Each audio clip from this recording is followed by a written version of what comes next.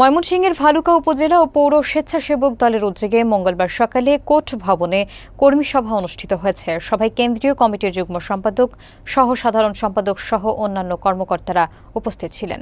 বক্তারা দেশের গণতন্ত্র পুনরুদ্ধার এবং মানুষের ভোটাধিকার প্রতিষ্ঠায় স্বেচ্ছাসেবক দলের অগ্রণী ভূমিকার গুরুত্ব তুলে ধরেন। বিস্তারিত দেখুন সাইফুল ইসলামের তথ্যচিত্রে। কর্মী সভায় উপজেলা ও পৌর স্বেচ্ছাসেবক দলের বিভিন্ন স্তরের নেতাকর্মীরা উপস্থিত ছিলেন। সভার সঞ্চালনা করেন সদস্য সচিব মোজাম্মেল হক বকুল। প্রধান অতিথি হিসেবে উপস্থিত ছিলেন কেন্দ্রীয় কমিটির যুগ্ম সম্পাদক এবং প্রধান বক্তা ছিলেন সহ সাধারণ সম্পাদক মর্তুজা বশির।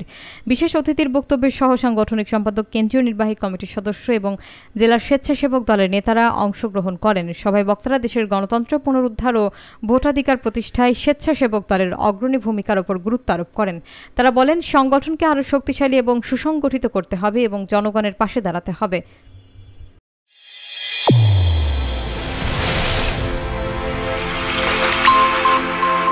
চ্যানেল A1 হৃদয়ের স্পন্দন।